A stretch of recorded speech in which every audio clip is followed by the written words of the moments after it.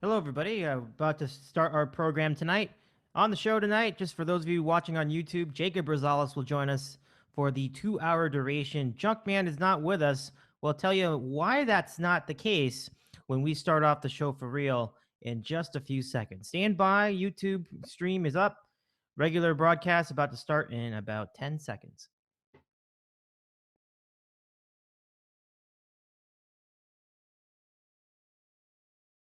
Your show will go live in 5 seconds. 4, 3, 2, 1. Blog Talk Radio. Now, get ready for uncensored sports madness. It's Dave in the City on Locks of the Week Radio. Coast to coast, internet sports talk, Locks of the Week. Doc Rivers continues to time and time again not get it when it comes to getting. Oh! Let him play! How Connecticut are you? Are you wearing khakis and a polo? Regarding Lynch, who cares? What was he going to do today? Was he going to address his supporters? Oh, thank you for the question. Cap ran through the entire Yankee lineup, but he left out one guy, and his name is Alex Rodriguez. I like to try and forget about him because From Los Angeles, this is Dave in the City, brought to you by Locks of the Week Radio. Now, here's Dave Medina. Good evening, sports fans, and a pleasure to have you here for the big Wednesday show. Good to have you with us from the Dave in the City studios, Studio 6B in sunny Southern California. Tonight featuring our friend Jacob El Hebrew Hammer Rosales, and only Jacob El Hebrew Hammer Rosales for the time being. But if you want to call us, you can call us. We may take your call, 424-258-9251. Normally at this time, we are also joined by our friend Kevin on the Cape, my co-host of this program. But tonight, it will not be the case. Tonight, he is not joining us for the show because he has embarked on a brand new adventure, a life-changing moment for the Junkman, as he announced to me this weekend, and I will now announce it to you. Kevin on the Cape has been our co-host since the summer of 2011.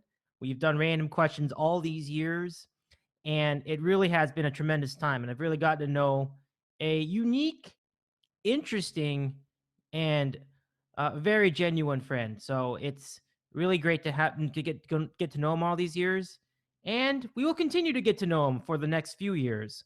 But right now, he is in a place that you wouldn't believe. He writes, hold on to your hat, Dave. Here goes. I just resigned my post at Max Seafood, going on the road with my girl, driving a food truck to Whole Foods and a bunch of music and food festivals. 10-week tour starting next week. First stop, San Diego. Second stop, Los Angeles. Junkie in studio could become a reality. Signed, the Junkman. So that's it, folks. Next week's program might be the one to end all programs. Kevin on the Cape in studio, perhaps next week. I mean, that's really exciting. So Kevin is not going to be with us tonight. He is in a food truck touring the country on his way out west, a dream that he's always wanted to fulfill. And I don't believe he may have been to LA, but I don't think he has. I think he went as far as Colorado, which is an interesting time because our friend coming up in just a moment, Jacob Rosales, just came back from Colorado. But our longtime co-host may be right here in this kitchen with me doing the show. And that is a thrill and a half for me personally. So I just want all of you to welcome our friend Junkman with open arms to this new food truck tour. He has quit the circuit. He's quit the 9 to 5. He's no longer going to be working at the fish market. And it's an exciting new time, perhaps a scary new time too for our friend Kevin. But we want to wish him the best of luck. And we certainly hope to hear from him as soon as next week. But if not next week, certainly down the road, very soon here on the show. So all the best to Kevin and on the Cape. Really just an exciting time for him. And it's also an exciting time for us. Tonight on the show, we're going to be talking about Floyd Mayweather and Manny Pacquiao, the fight that was much ballyhooed going into the weekend, but for some, it did not deliver. But if you've been paying attention to boxing all this time, you would have realized that this was what we should have expected. So Jacob is a savant of the boxing game, and he'll tell us in just a moment why we shouldn't have been surprised of what we saw on Saturday night. Then in hour two, Jacob stays with us, and we'll do this 49ers off-season report. And they have been through a lot. A lot of things have happened. So we'll touch football in our second hour. So we want you to stay with us for the entirety of the 2 hours tonight. And we also want you to check out our DitCow website, www.ditcow.com. It's a great place to be to check out the latest from the show. But on that show link, you can also go to the DitCow t-shirt shop. There's a cute button right there on the side. And you can check out all the new shirts, the show-related shirts, football shirt, basketball shirt. There are different types of shirts at www.ditcow.com. So check it out.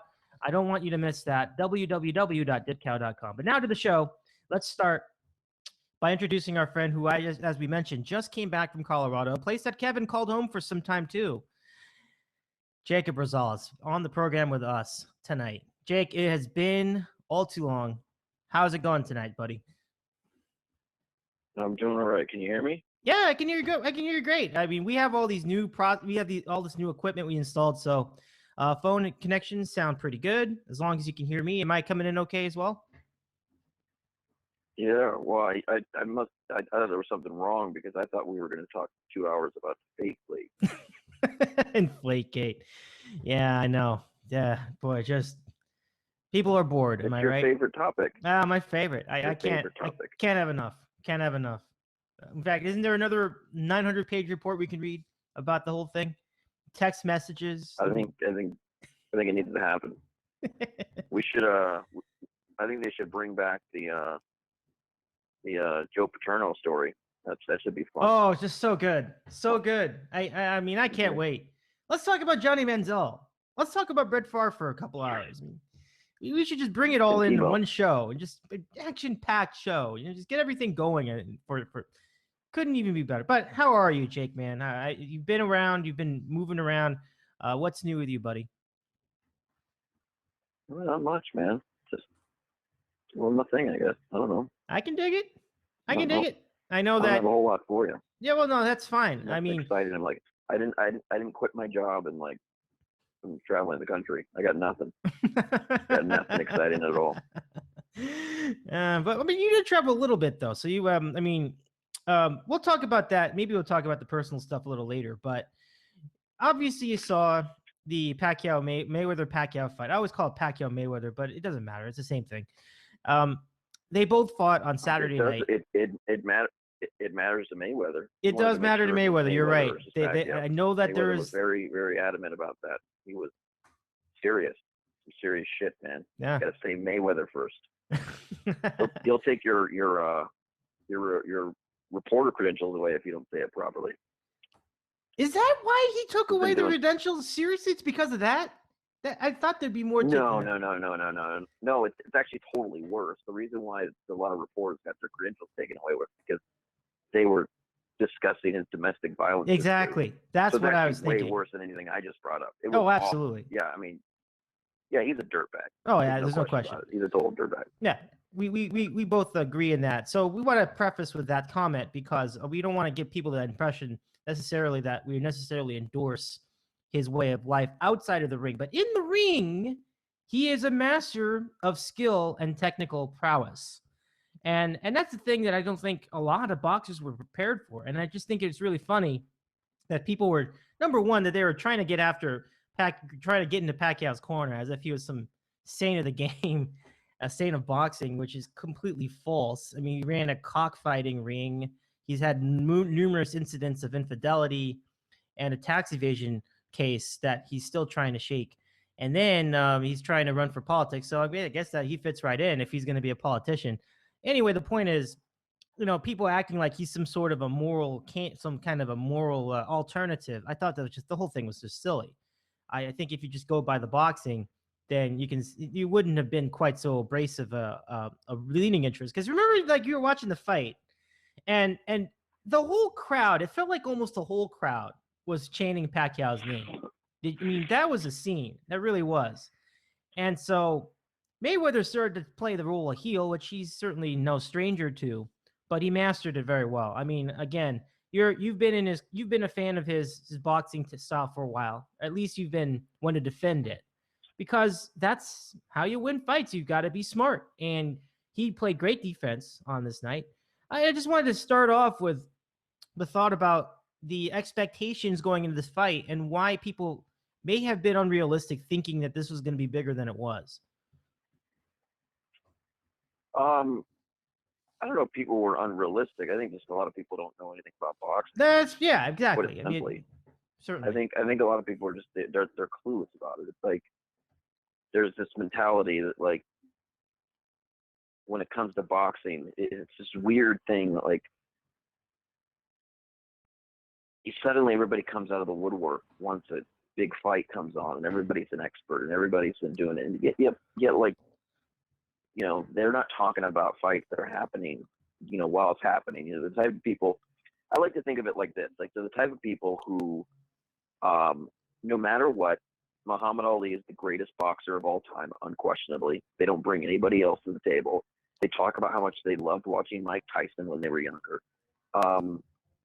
And they don't really know a lot about the sport itself. They don't follow the sport. They don't, like, you know, they may be able to bring up, you know, Gennady Golovkin, maybe Andre Ward, the Klitschko's, but, you know, some of the guys that, you know, are right behind those dudes or trying to get to that point, or some of the young guys coming up, they don't know anything about the sport, which is fine. Like, there's nothing wrong with that necessarily. It's just that these type of fans that suddenly, like, oh, they just don't know about how boxing works in a lot of ways, and what, you know, they look at a guy like Manny Pacquiao, they look at a guy like Floyd Mayweather, and you know, they assume that Manny's just going to step in and walk in and just walk him down and take him out, and that's it, end of discussion. Or that at least they're going to go to war, and it's just not how Floyd Mayweather fights. He's a pure boxer. He's a counterpuncher. He's not going to grind it out. He's not going to go out there and get into a brawl with you. It's just not his style. It never has been. And nobody's ever been able to unlock the secret, sort of thing, you know? And I think it's one of those things about Mayweather that no matter what, you always feel like he left something out there. Like there was more to him. Like, there's more to every fight, and there's more. And I think in the end, that's, you know, Floyd Mayweather is always going to have that over his head for, you know, his legacy, essentially. Like, how we look at him beyond, you know, out of the boxing ring stuff, just in the boxing ring. That's a whole different discussion. I think he's always going to be a disappointment. Even the boxing heads, you know, even the guys who follow the sport, there's always something there that you kind of wonder, like, you know, if he went up against a guy like Sugar Ray Leonard, who could box with him, I wonder if he would have been able to take it to that next level. You know, could he go to that place that you see him get to sometimes? You know, like you see him, like when he took down Ricky Hatton. You know, he fought a fight just like that, like kind of like he did against Manny, but eventually he started getting to him, and he took him out. You know, when he destroyed Marquez, things like that. Like, you know, you think of it like this: Floyd Mayweather took like 2 years off from boxing. Yep. His first fight coming back was against Juan Manuel Marquez. The dude's going to be a Hall of Famer. He's one of the best boxers of our generation, and he made him look silly.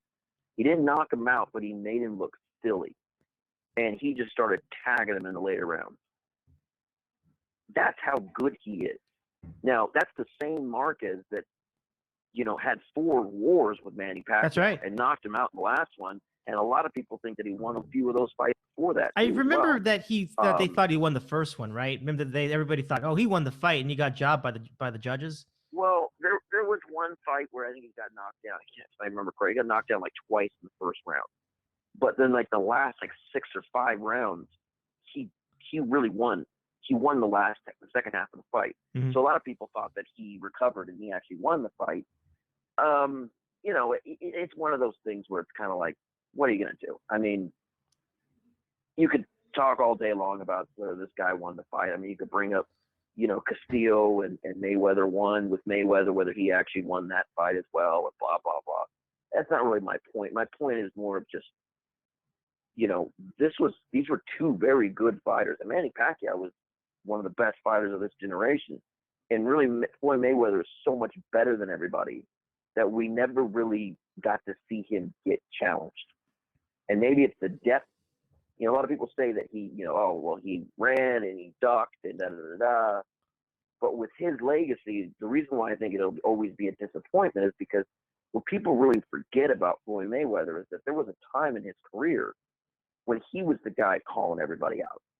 He was the guy calling out Mosley. He was the guy calling out De La Hoya. But he was too dangerous to fight. Nobody wanted to fight Floyd Mayweather because nobody knew who he was.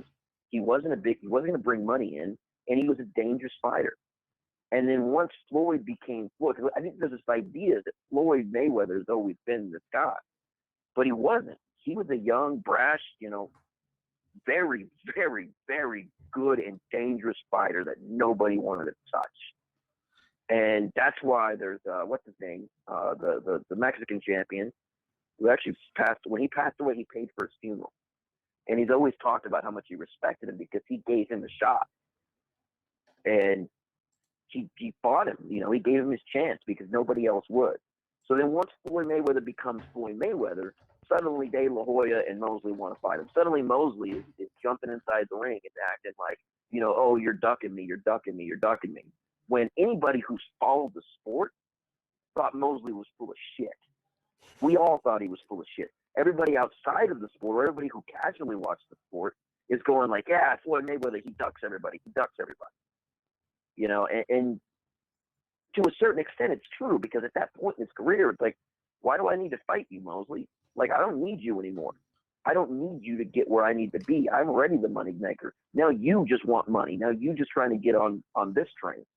And that's how Floyd Mayweather took it, and that's how he should have took it. Yep.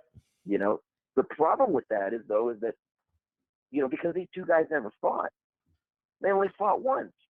And, Mosley was older, but here's another thing about the whole Manny Pacquiao, Floyd Mayweather thing that bothers me.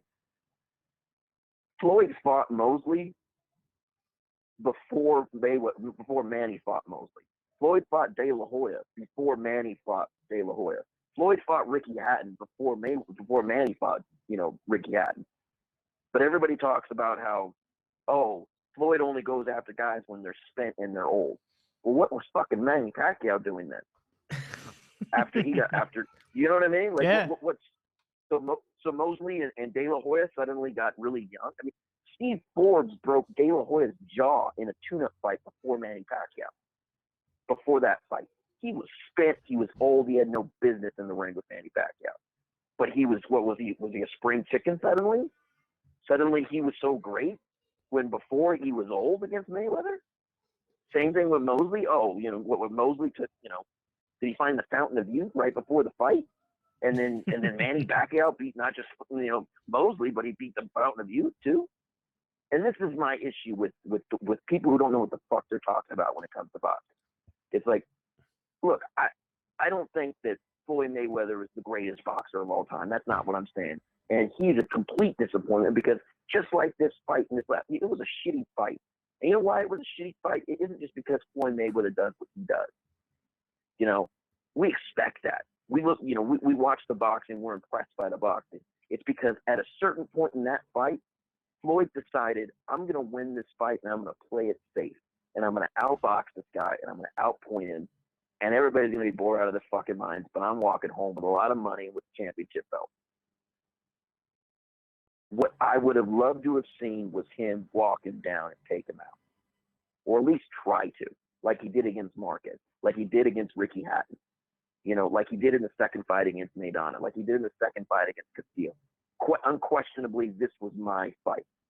He didn't do that with Manny Pacquiao. And that's just, if that doesn't sum up Mayweather's career, the fact that he dominated the fight, that the guy that he dominated got up in the ring and said, I thought I won the fight, to the point where what's his name was like, are you serious? You thought you won that thing? Are you out of your mind? I know basically? That was Max Kellerman with that comment, and he was right on saying that too. It was a great job by him calling him out. Max Kellerman's a huge boxing head guy. I mean, he's just one of those dudes. And only people who don't know what the fuck they're talking about thought Manny won that fight. Period. If you don't know what boxing is, you know what the rules of boxing are? Protect yourself at all times. Don't get punched and punch the other guy. Period. If and I know that hey, everybody wants to see a brawl. Everybody wants to see the wars. I get it. I understand that. But you're not always going to get that when you have a fighter like Floyd Mayweather. And why should he? Why should he jump in the ring and get into a brawl when he doesn't have to? It's called boxing. It's not called brawling. He's not a UFC fighter. And even the UFC fighters, you look at a guy like George St. Pierre. What does he do? He plays his game. And anybody, like a person like me, I'm not, UFC isn't something that I like a lot. Like, I respect it, and I understand what's going on, but I understand why a lot of people watch it and go, this is boring. They're just rolling around on the ground. But there's technique going on. There's something going on. There's a strategy there. And it takes a lot of work to get that good at what he does. It's the same thing with Floyd Mayweather. The exact same thing. What he does is extremely impressive. But nobody wants to see that necessarily that doesn't watch the sport. And like going back to what I was saying about like Mike Tyson, how, the type of people who go like, Muhammad Ali was the greatest of all time. Well, then, you've heard of, the rope-a-dope, right? Go back and watch some of those things that he did against George Foreman. He got punched in the arm. He made George Foreman miss. He did all the things you see Floyd Mayweather do, and nobody calls him chicken. The reason why Muhammad Ali is fucked up now and he got beat up so bad isn't because George Foreman did it to him. It's two things. One, heavyweight fighters fight, they just hit harder, period. So there's a natural thing where Floyd Mayweather got protected because he's 147 pounds, 154 pounds. Fighting at that level, those guys don't hit as hard. The brain, the body, your bones are just as strong if you're a heavyweight as if you're a welterweight. Do you know what I mean? But the punching power is harder. Right. Secondly, Muhammad Ali, everybody forgets the fact that he kept fighting when he shouldn't have. He was a washed-up old man getting the shit kicked out of him. And it was depressing, and nobody wanted to see it. That's why Muhammad Ali got all fucked up. It isn't because he wasn't chicken or whatever you want to call it. It wasn't because he didn't try to do what he did to George Foreman, make guys miss. Because he was a damn great boxer that didn't know when to quit, and he was going up against dudes like George Foreman and Joe Frazier, and dudes who could punch Ken Norton, dudes who can really bring it. Unlike Manny Pacquiao, yeah, he's got power behind his hand. Miguel Cotto, Canelo, all these guys that Mayweather's fought or whatever. They can punch, but even if they did get a hold of Mayweather, they don't punch as hard as Joe Frazier or George. Well, I mean, like you said, it's a different class. Guys. Yeah, exactly. It's a smaller guys. It's just a smaller guy, But what my point is this. This is my point. Is you look at a guy like Floyd Mayweather, and he does what he does, and you hear these people talk about like, Mike Tyson, he knocked people out. You know what else Mike Tyson did? He was losing the biggest fight of his career. He had no answer, so he bit a fucking guy's ear off. That's right. And everybody talks about him like he's the greatest fucking boxer of his era. He couldn't beat Evander Holyfield, so he turned into a coward and he bit his fucking ear. He didn't bite his ear because he's crazy. He bit his ear because he was losing. Period. That's what people need to understand about Mike Tyson, the great Mike Tyson, the great power puncher. That's what you want to see Floyd Mayweather do or Manny Pacquiao do? Well, guess what? When they start losing, those guys, you know what they do? They start biting ears, or they get out of the ring and they say, I thought I won that fight. My shoulders hurt. That's what they do because they're cowards. Period. Yeah. Sorry. That's just the way it is. Yeah. Tyson was an interesting case. Really, the ultimate bully puncher. I mean, it was a mesmerizing watch, but he didn't really beat anybody good. Like he certainly. Here's what I want people to go with. Who did Mike Tyson fight? Name a Mike Tyson fight besides him biting somebody's ear and besides him getting beat by an underdog. Right. When he got beat by what's his name? Buster Douglas. The one that he Buster lost? Douglas. Yeah. I was like, what the 25 years ago Buster that Douglas. happened. Yeah. He got beat by Buster Douglas, Mhm. and he got beat by Evander Holyfield because he bit his fucking ear. Right. Name another fight. I dare casual fans who go, Mike Tyson was the greatest. He was so awesome. He punched so hard. Da da da da da. Name another fight. Give me one more fight that he fought. And nobody fucking knows. Well, there's that one where he Because won they in don't like actually watch boxing. yeah, there's one that he won in like 20 seconds, but I Yeah. can't remember the name of the guy Yeah, that and he who was he beat. fighting? I don't remember. Clearly. I don't remember. Look, I'm not challenging you because I know, you don't try to act like you know all these great things about Right. boxing. Now, if I asked you about Dodgers baseball, I'd expect a goddamn answer from Right. you. But that's my point. Yeah. Is I don't like Floyd Mayweather as a person. He's a prick. He's a bad person. Let's be clear about that. The domestic violence stuff, I challenge anybody who's listening to go read up on that and find out that guy's a fucking asshole. You know, when you see what he did, when you read what his son wrote, because he witnessed one of the incidents, when you read how his son,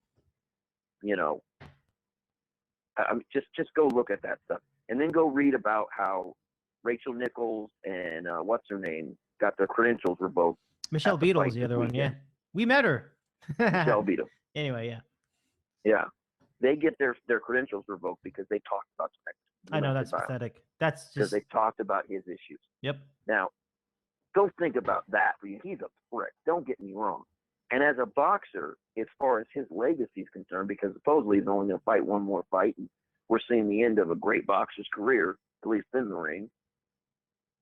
He's a disappointment, even to someone like me who's impressed by the skill, because of all those reasons I brought up. Because of how, it's not because I think he's chicken or because because I never got to see him get challenged at what he does, because nobody could. And also because of all the things when he was younger, nobody gave him a shot. And then once he was the guy, he said, fuck everybody. And he tried to get as much money out of every fight he possibly could. And he waited guys out.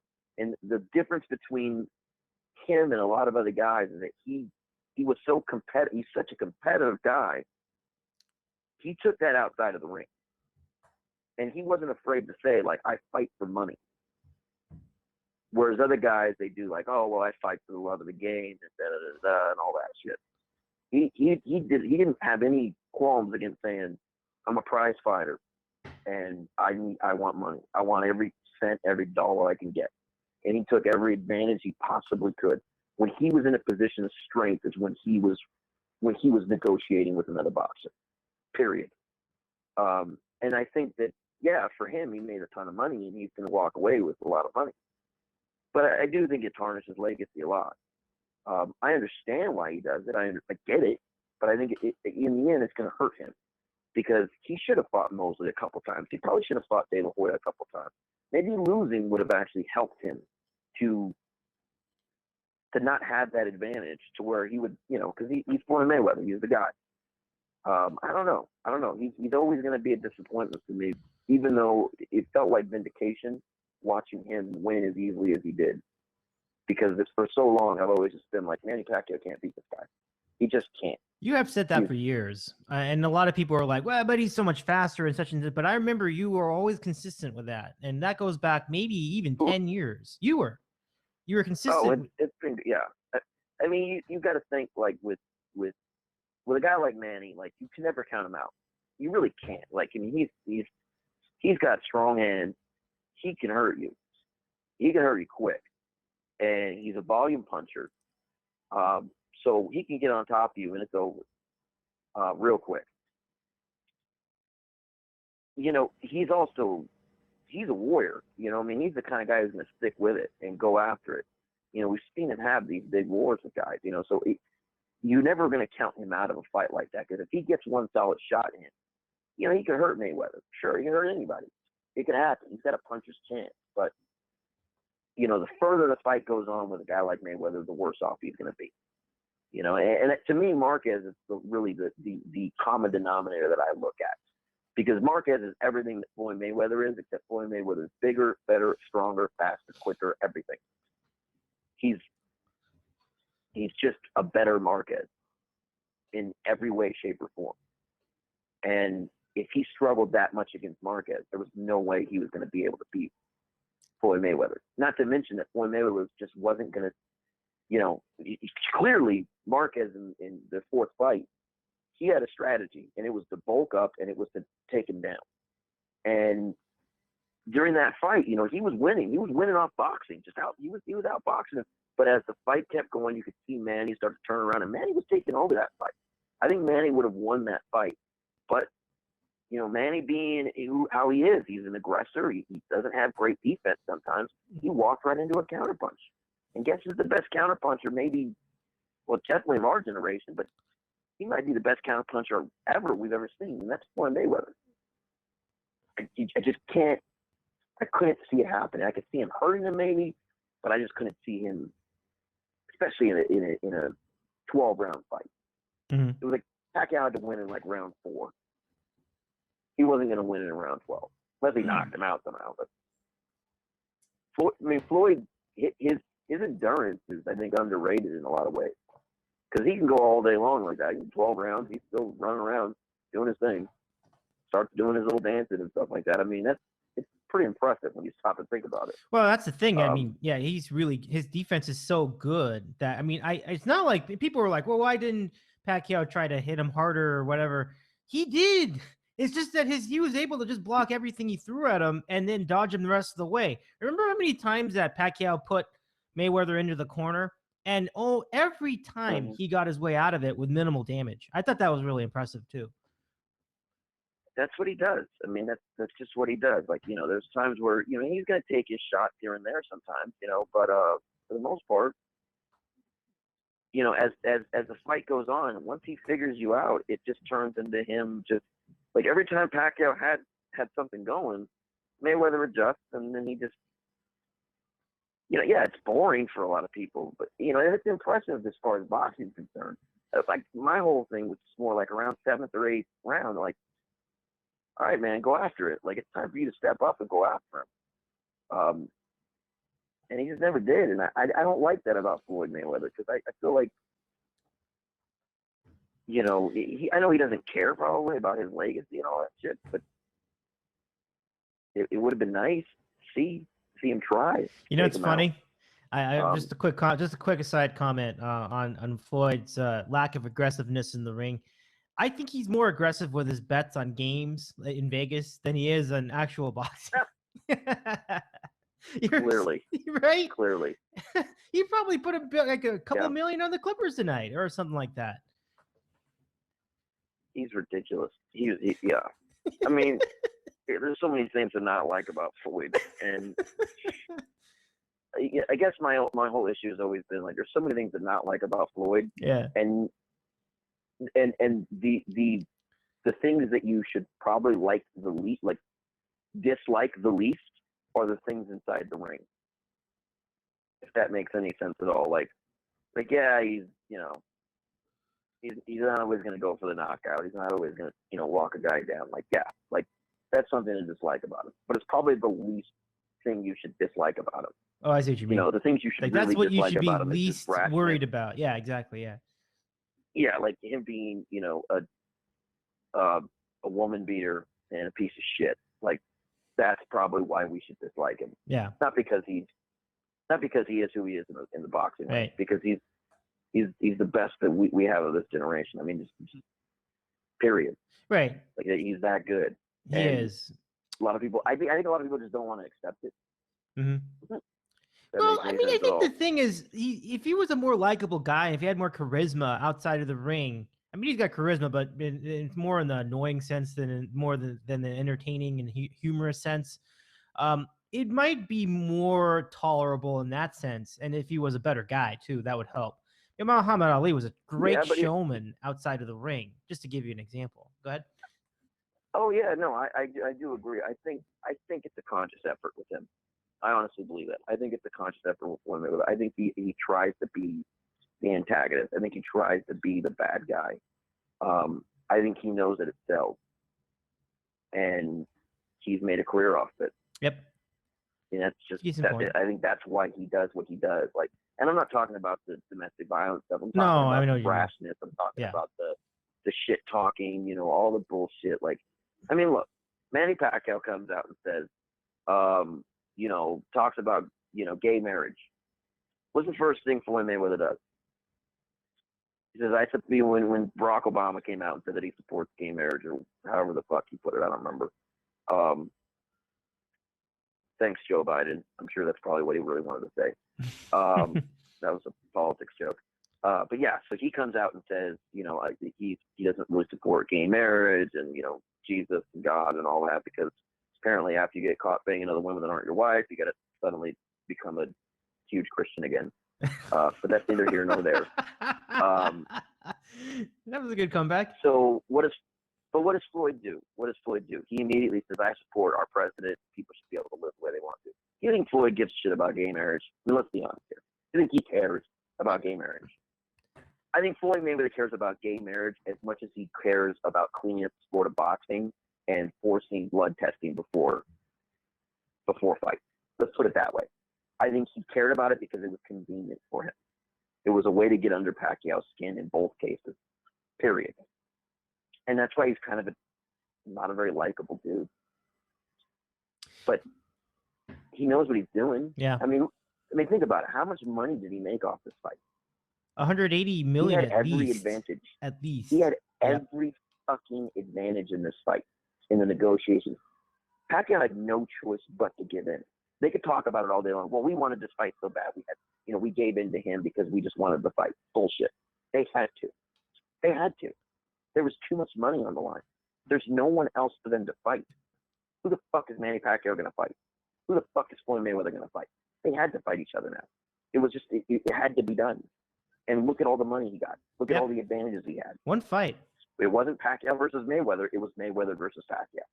I mean, shit. Mayweather was questioning the guy's jockstrap before the fucking fight. I mean, he had every It's amazing what a goddamn control freak he is, isn't it? possible. I mean, this really comes together. Just how much he's. I don't think it's even a control thing. I think he does it just to piss people off. Oh. That's what I really believe that. I think that it is completely. I don't think all the time. I think sometimes he just goes on rants and talks about, you know, Asian people and all kinds of random shit. Like, he went off on a rant about Manny one time. It was completely fucking racist. I don't think he was really thinking that through. But I think for the most part, when it comes to those things, he does it on purpose. He does it to be the bad guy. He wants people to dislike him because he knows that the people are going to fucking order the fight to watch him lose. Yeah, he's, And they're gonna, he's simultaneously really smart and really stupid at the same time. I mean, his business acumen certainly is great from that. When you really think about it, he certainly has a way of getting people to care. I think that's what you're good at, right? Yeah. Yeah, I mean, people want to see Floyd Mayweather lose. People want to see him lose bad. People get angry about it. People lose focus on things. People start talking about how, again, like I'm saying, like, I mean, the obvious ones, you know, oh, Mosley's old, De La Hoya's old, Ricky Hatton's old. Those guys are washed up. But yet Manny fights them after he fought them, and nobody brings that shit up. You know, Conspicuous. those type of things. He makes those things happen. I'm not complaining that people say that necessarily, because I think Floyd Mayweather, he wants that. He wants you to do that because you're going to order the fight that he fights these guys at. You know, so it's myth-making, and he's great at it. And it's not just him doing it. I mean, the media does it. The fans do it. You know, so I think that there's just a little bit more than just simply he's just an asshole and he's just brash. I think he I guess a lot of times he's probably just an asshole and he's just brash, but I think sometimes he wants it. So, well, I don't know. I mean, more power to him if he wants to. If he embraces the role of the heel, then you got to own it. And from that point of view, you got to give him credit. He owns it. Like, so there's some people who are the enemy and they can't really come to grips with it. They're not comfortable with it. He's completely comfortable in his skin, however it is. I mean, yeah. And the thing is, look, I mean, it goes both ways. I mean, you got people who blindly support Floyd Mayweather. I mean, blindly support him.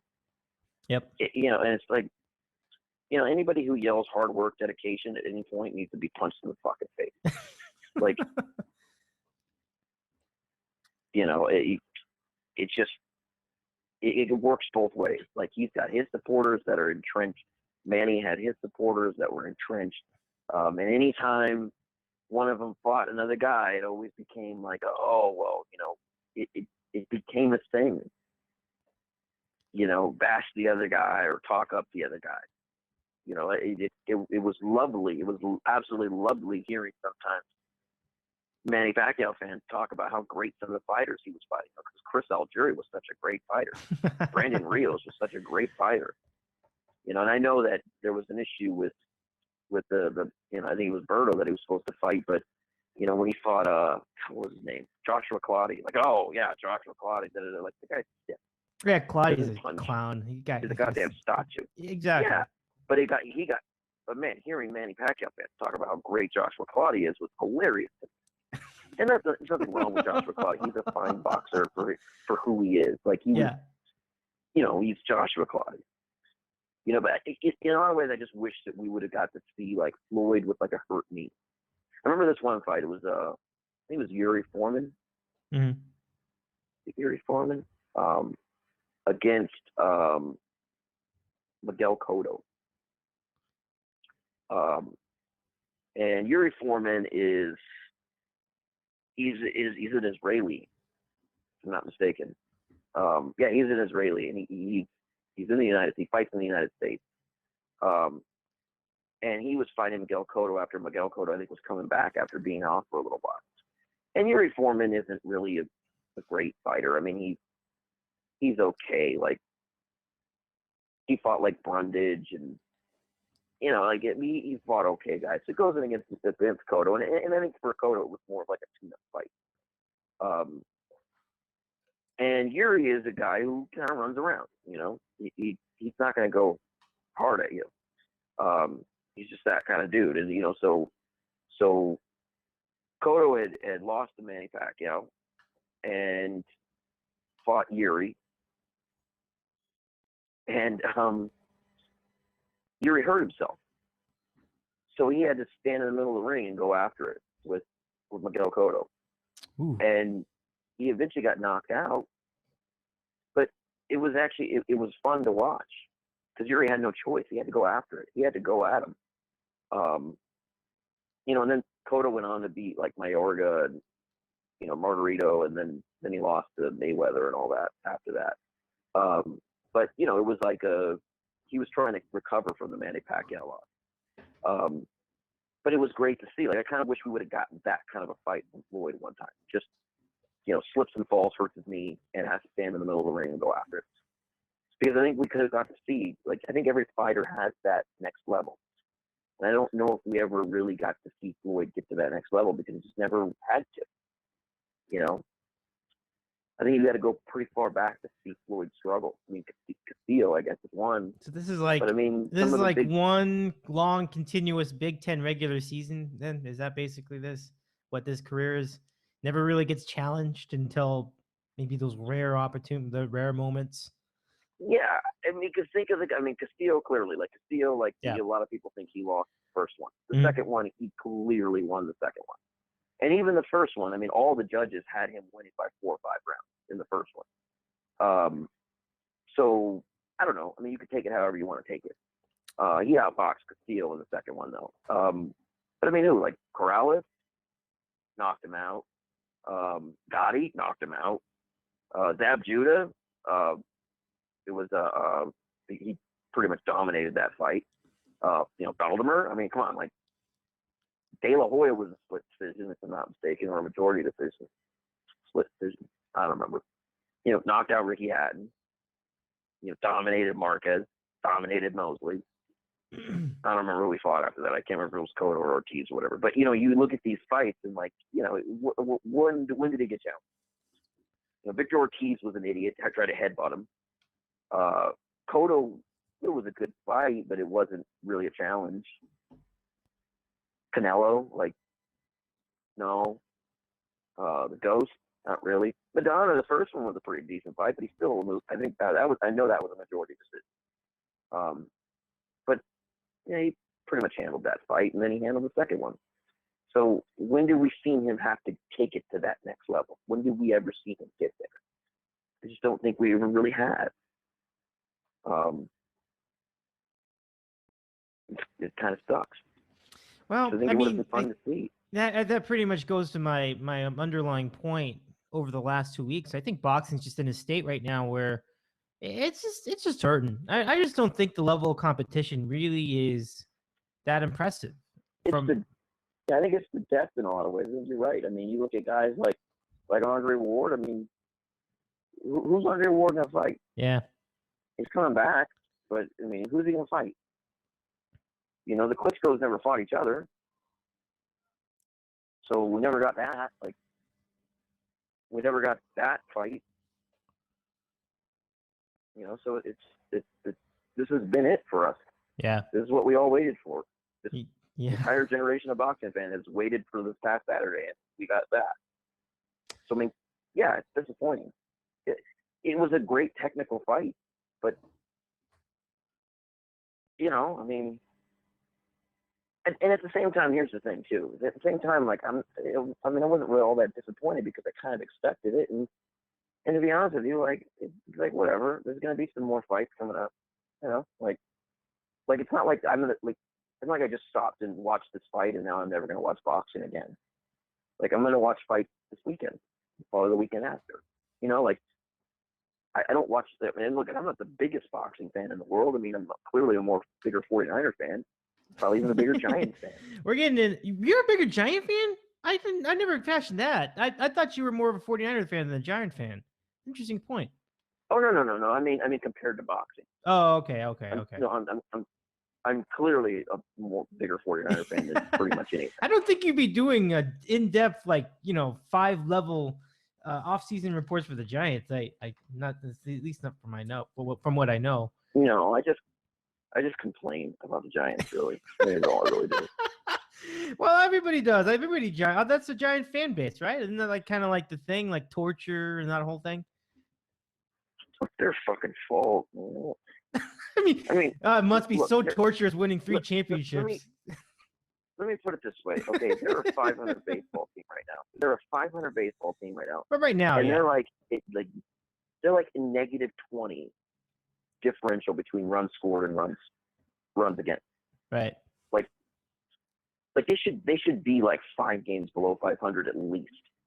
But they're a 500 baseball team. Mm-hmm. That's what we deal with. I mean, that's the Giants. That's how they do things. I don't know why when they decided to do things like that, but that's just what they do. You know, they're like 4 games out of first place. They're right there in the wild card hunt, and they've been outscored by like 23 or 24 runs.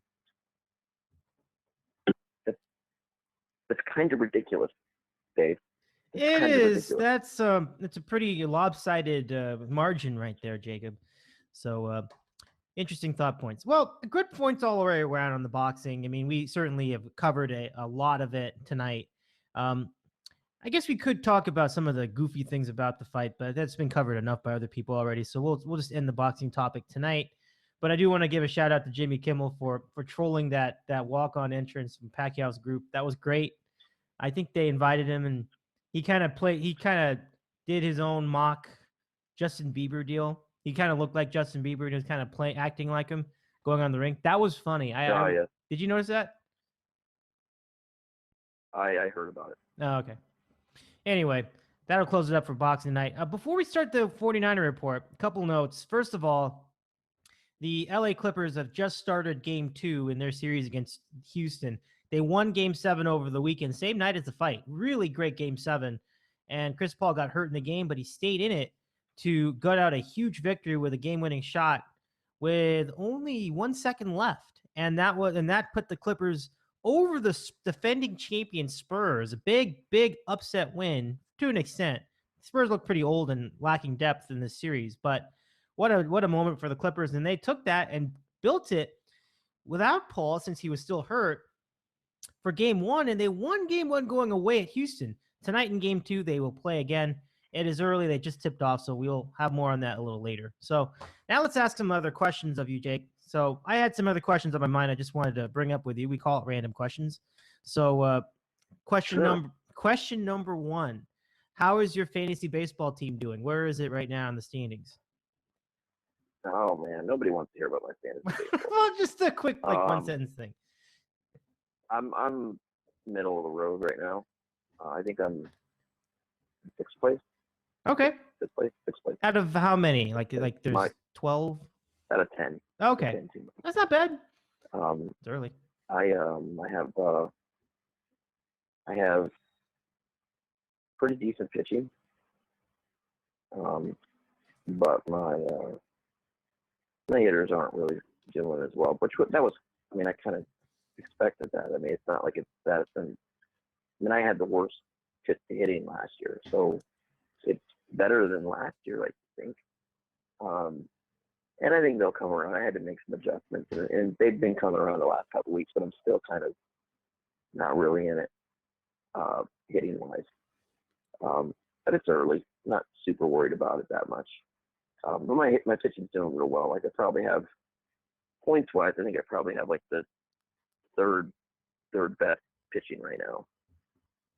But it kind of changes every day. This early on when the Roto League, it's like right.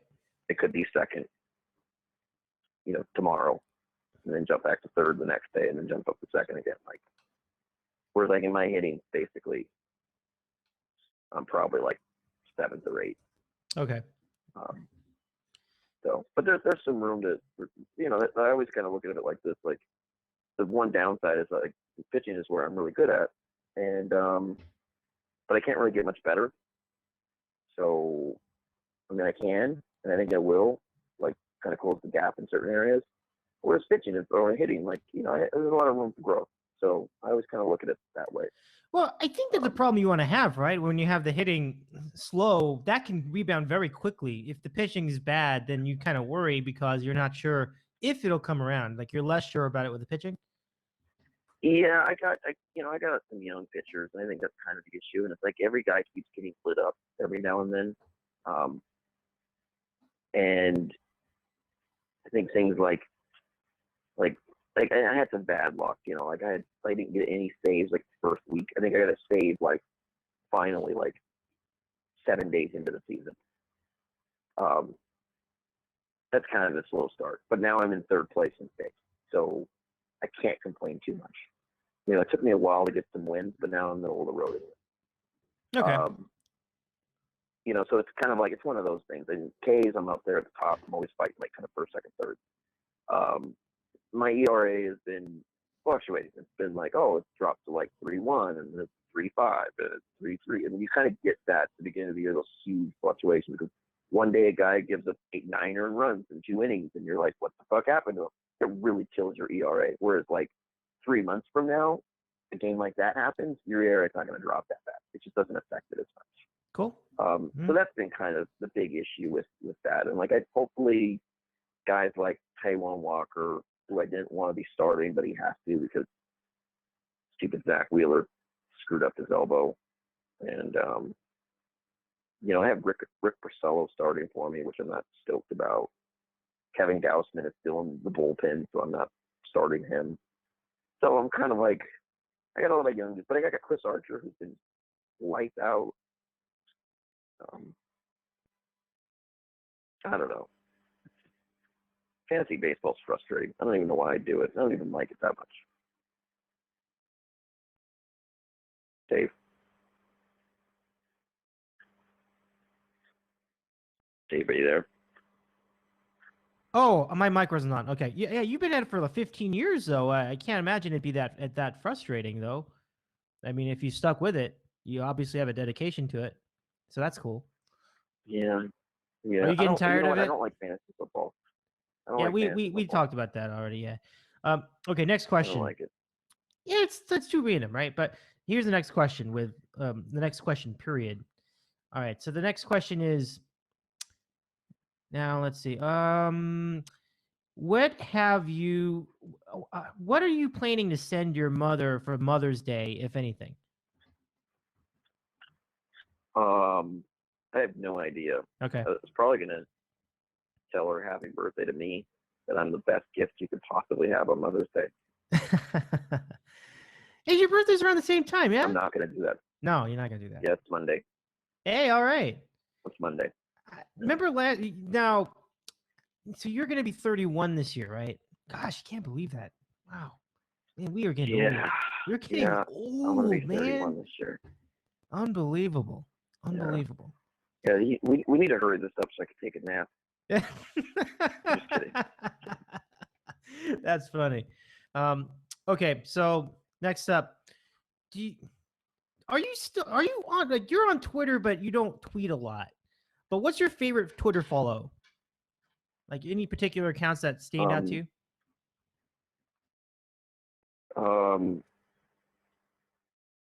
Favorite Twitter follow? Yeah, like who are your favorite guys to see on Twitter?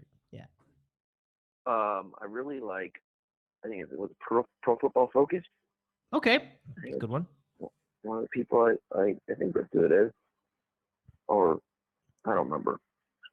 No, the Over the Cap guy. He's awesome. Oh, nice. Over the Cap. Over the Cap. That's probably. I mean, I don't really have a lot of follow. I don't really follow a lot of people. Right. And then I kind of sometimes like follow somebody. I'm like, why am I following this person? Probably some of the people that I do actually like, that I generally didn't think I would, but I do follow it. Is Doug, Sports Illustrated guy, NFL guy. Doug starts with an F. Can't remember. Farrar? I don't remember. Doug Farrar. Let me look it up. Yeah, I think that's him. Yeah. Doug Fairbanks, the guy from SI, right? Oh, that ain't him. Yeah.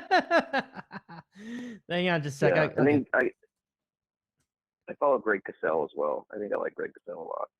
Oh, Greg Cosell's good. Cool. He's on with Coward sometimes. And you are referring to Doug. The guy is Doug Farrar. Just to quickly run that down. Yeah, he makes me laugh every minute. Like I kind of like that he doesn't take his Twitter that seriously. I don't think he makes jokes and stuff, which is great. And they're sports jokes, so I'm like, yeah, that makes sense to me. And then probably the local guys that I like a lot is well, I've always liked Matt Barrows and Matt Mayako, the 49ers guys, but then Henry Schulman, who I didn't really follow too much at all about anything, but he's great on Twitter for Giants. Oh, good stuff. I dig his stuff. Good stuff. Yeah. Yeah, the Giant game seems like fun. Oh, and MLB trade rumors. That's another one that I follow a lot. It's just good to get updates on that. Do you think that's an accurate? Unfortunately, what? Do you think it's like pretty accurate with the rumors? Yeah. Do you think that they're pretty spot on? Yeah. Okay. Oh no, they don't really report rumors. Like they report stuff. Oh, okay. They're good. No, they're solid. And then there's guys that I don't really like, but I follow them anyways. Like Jason Stark and Ian Rappaport. Like, cause I kind of feel like I have to. Like I just follow them because they're like there. For context. And they report stuff. Yeah, they report things. You're like, all right, like I don't really like Jason Stark at all, but he reports something, and you're like, oh, I'm glad I know that now. Well, same with Ian Rappaport. He does have good stats, and I like Jason. I like him. I actually like Jason Stark, so I guess we disagree a little bit on that, but I understand that he can be a little annoying to some people, so I recognize that. So it's all right. Yeah, I mean, I guess it's the same reason why I follow Ian Rappaport, because sometimes he just happens to get something before Adam Schefter does. That's it. That's really it. That's the only reason. I'm like, oh, that. And Adam Schefter's annoying. He tweets way too goddamn much. Well, like way too much. I do follow him. I didn't get that impression, but I guess I'm just not paying attention. So I take your word for it on that. Okay, very good. So Twitter follows are solid. Very good stuff, Jake. What I think is that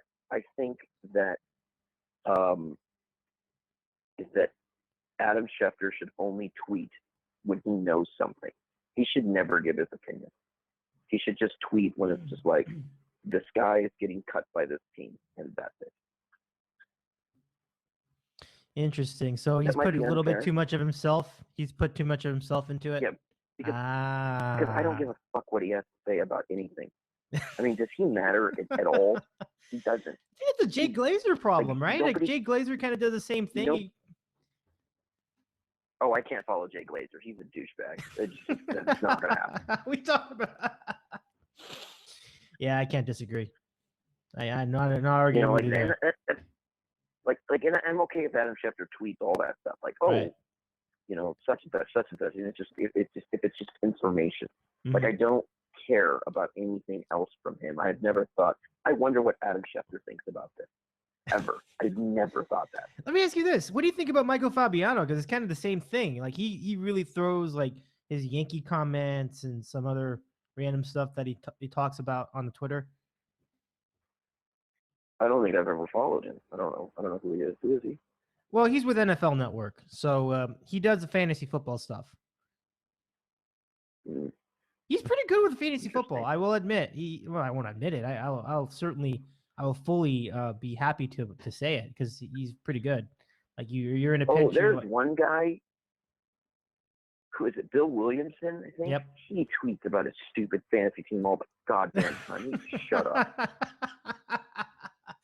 I know that's an adage. Like nobody cares about your fantasy team. And what was the other thing that they say that nobody cares about? Like the thing that people tweet about too much. Oh, I don't remember. But seriously, like, Yeah. I don't care about your stupid dynasty league. Shut up. Like, should I drop this guy and pick this guy up? Like, who cares? Doug Martin sucks. Shut up. I don't know. He does actually. He does suck. That's the best part of that. All right, Jake. It's always like young guys too. It's like guys who haven't proven anything. You're like, whatever. Right. I don't even know why you. Yeah. Well, that's one of the issues. One of the things about Twitter, and I struggle with it too, because I'm just as guilty as anybody else. But guys who think that they're a bigger deal than they really are, and even if they are a big deal, it's still annoying. Like the ones who really like to make it all about themselves.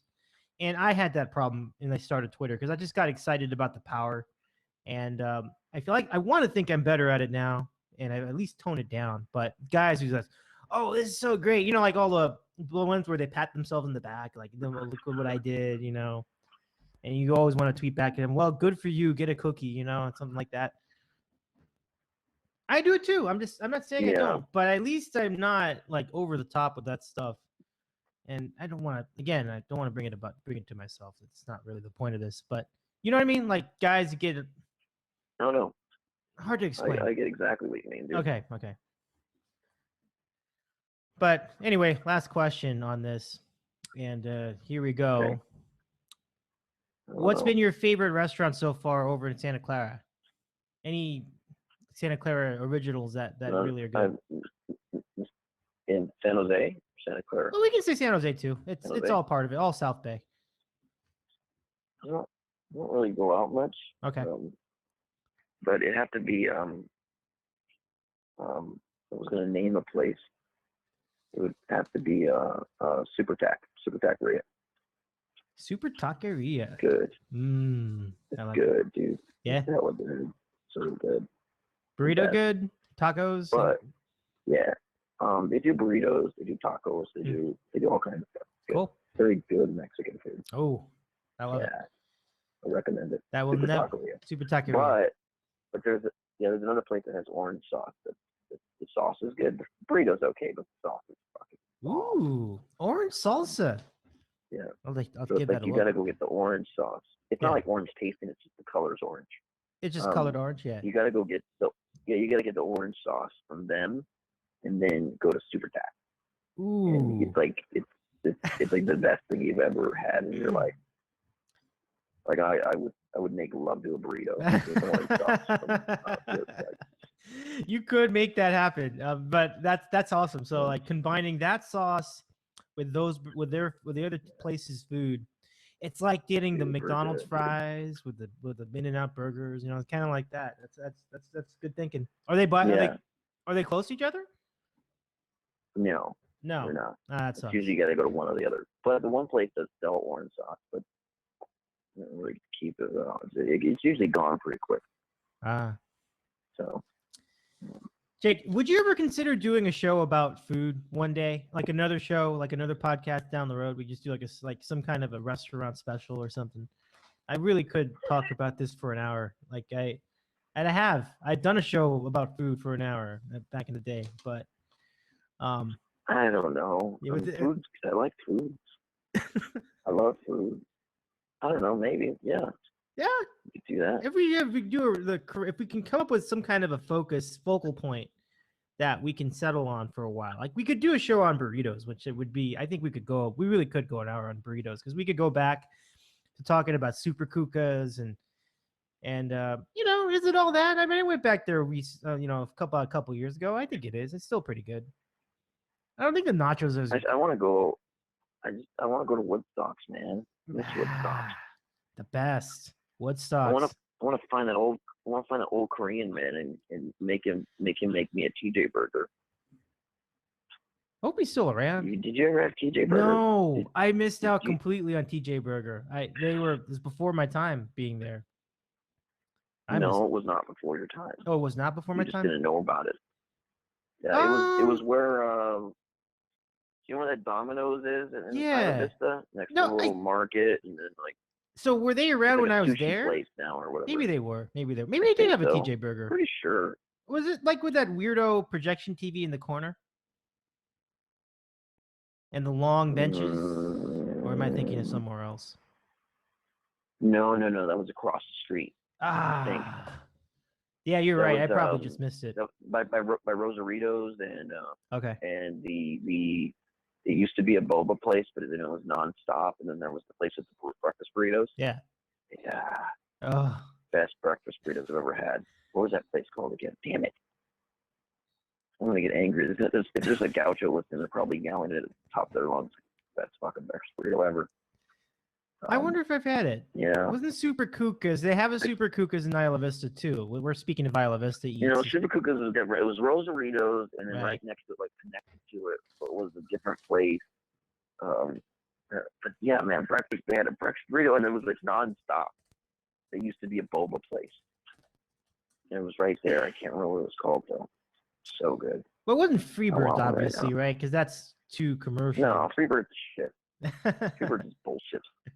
This place is so fucking overrated. El Their Sitio. nachos are good though. Was it I'll El give them that. Sitio? Their nachos are solid. I like the nachos. Huh? Freebirds nachos are good. Good times. It was El Sitio. No. And did we mention Cantina already? Cantina, that was it. Oh, was Cantina. it? That was it, right? That Because it's next to Rosarito, right? Yeah. Yeah. Cantina. Yeah. Well, now I gotta go back. Those Cantina breakfast burritos, fucking bomb, dude. The best. All right, I'm going back. Loved it. I'm heading back there someday. Go to Cantina. I need to get down to Isla Vista one of these days and just go hang out. It's been a while. It's been a while for us both. I mean, it'd be worth a visit back to IV. They've been talking about how it's been sanitized somewhat, but these places are still around. Like Cantina's still going. Freebird's obviously still going.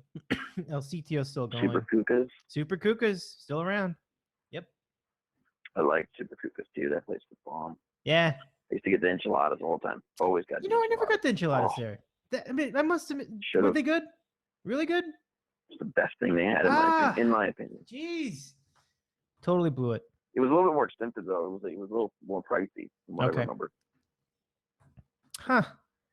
All this time I never got the enchiladas. I shall now though, because I like enchiladas and they are very good. I was a place closer to here in LA called Huquila, a Oaxacan restaurant next to where I used to be in West LA, my old apartment. And that had the best Oaxacan food, but the place was called Huquila, Juquila. And their enchiladas with the mole sauce, instead of like the red sauce, they use the brown mole sauce. Unbelievable. You just got to try them sometime. They're really good. If you like mole. All right. Yeah. Good stuff. And they have al pastor burritos as well, which are tremendous. I think they are good as well. But together, it's just amazing. So Jacob Rosales is our guest tonight. Kevin on the Cape has embarked on a new food truck tour of the continent, and he's coming out west.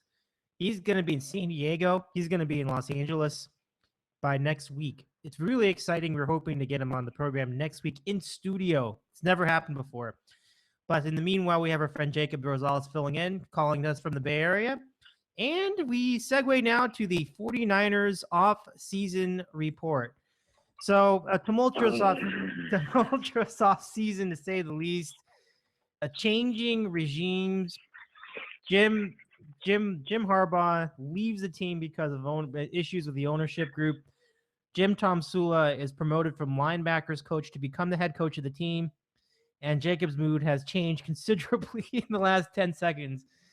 A lot of off-season issues, a lot of off-season moves. Patrick Willis retired, and also retiring was Chris Borland. Frank Gore, their very long-time running back, moves from the 49ers to the Indianapolis Colts in a free agent deal. Also leaving the team, wide receiver Torrey Smith, linebacker Philip Wheeler, OL Eric Piers, Sharice White. Oh, no, these are additions. What am I talking about? They added Torrey Smith and Wheeler and Pierce. I'm looking at the wrong section. Who they lost? They lost Alden Smith, but they're restructuring the deal. So that's not really okay. Hang on. I'm in the wrong. Okay. Oh, this is terrible. Why don't you let me handle this? I can handle this. All right. Well, look, I know that Wilson Borland retired. Crabtree's gone. Iapati's gone. Culver's gone. Cox and Gore. We mentioned that they're gone. So let's give it to Jacob now for his report on the off season so far. Jake, it's all yours. 49ers are going to win the Super Bowl. That's it. That's the report. Jake. I think they're a good team to bet on, based on the odds. Let's put it that way. I really do believe that. For a team that was 2 years removed from being in the NFC Championship game 3 years in a row, you're getting pretty bad odds. So, just throwing that out there. Yeah, a lot of no confidence in them, really, right? From the odds makers and the public. You are right. What's their over/under for the? Like for wins, like what's their over/under? Yeah, I'll check it out. I don't know. I'll check. I'm not sure. But all right, carry on. Yeah. Like I would also bet the Jets or the Bills because their odds are way worse too. Yeah, the Bills you probably would be on it. The Bills would be one you would pick, right? Horrible. That's unbelievable. Honestly, I think the Bills are one quarterback away from being a very, very good team. Yeah. Unfortunately, they need a quarterback. But I think they're a very good team. They just don't have a quarterback. Yeah, it's interesting. Which is kind of a big deal. Yeah. Yeah. No, I mean, that's a significant problem that they have. Yeah. It's not like they weren't trying. They had E.J. Manuel, but that did not work out for them at all. And it looks like they're trying to get him out of there now. Wasn't a very good year to draft a quarterback. No. Even this year wasn't really that great to draft a quarterback. I think all these guys are not solid locks, right? Like, I don't think anyone you can really say, wow, this guy's going to be really good. I don't think we have that feel for anybody in the draft. Yeah, but I feel way more comfortable about Jameis Winston and Marcus Mariota than I do Geno Smith. Right. Or E.J. Manuel or who was the next guy taken in that draft? I don't remember. That was Mike what? Glennon, I think. Yeah, Glennon. Yeah. I think it was Mike Glennon, or it was either him or Barkley. Mm-hmm. Matt Barkley. No, he was taken later though. Boy. Yeah. He's your boy, dude. He was my boy. He is my boy. He's still my boy. He's still my boy. I'm gonna give him a chance as long as he's got a chance over in Philadelphia. I think. Don't sell him out quickly. I hope Tim Tebow beats him out. That's gonna suck. If that happens, that day is gonna suck a lot, quite a lot. Anyway, but anyway, back to the Niners. The latest on their transactions, Jacob. And what else have we missed as far as the offseason so far? We'll get the draft picks after the fact, but first the additions and subtractions. Okay. Well, let's really talk about it. Okay, so they lost. And we talked about this for a long time. For a few years. This offseason was going to have turnover for the 49ers. The last couple of years, this was known. They had 4 really big contracts coming up. Guys that were coming off their first contract. Colin Kaepernick, Mike Iupati, Michael Crabtree, and who am I talking? Alden Smith. From that point, you had to realize that they weren't going to be able to keep all four of those guys. It just wasn't going to happen. They re-signed Colin Kaepernick last year. They picked up Alden Smith's option, and they let Mike Iupati and Michael Crabtree leave, which didn't seem much of a fight. They didn't really go after him. You had Frank Gore, who was coming, his contract was coming up as well. That was a big question mark coming into this offseason. Kendall Hunter, same thing, for the backup running back. They re-signed him for a year after he hurt himself. You had Vernon Davis, who came into this offseason. He's got one more year left in his contract, so he was always kind of thought to be a 30, 31-year-old tight end. Like, he could have been a cap casualty, what a lot of people thought. You looked at Justin Smith, who at any point could have retired, and we all knew that coming into this year. Ray McDonald was a possible cap casualty, and then he had his domestic violence issues, and they cut him. Ahmed Brooks has been a possible cap casualty for a while because his contract's kind of tough to work with. And then you look at, I don't want to say it's tough to work with, but that's whatever. It's not the point. And then again, you've got Alden Smith. They picked up his option. Chris Culliver, his contract was coming up as well. And then you had Parrish Cox, who signed a one-year deal last year. So there was a lot of reasons to think there was going to be turnover. Turns out that, most of those guys ended up either, a lot of the cap guys ended up staying, but the reason why they stayed probably is because, well, they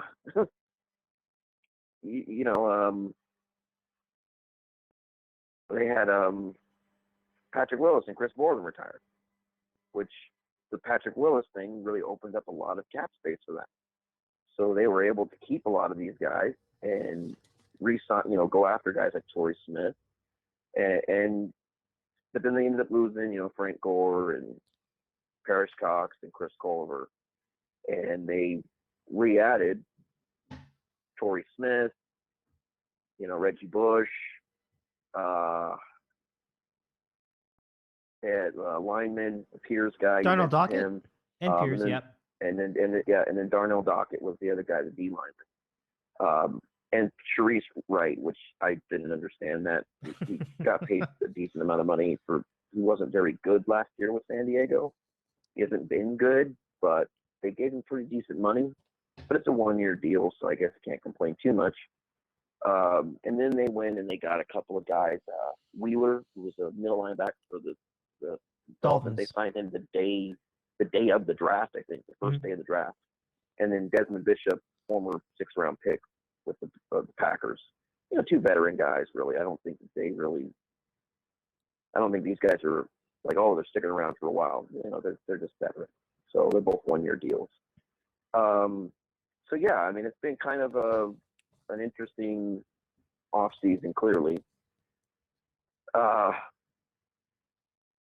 their really only big pickup was just getting Torrey Smith.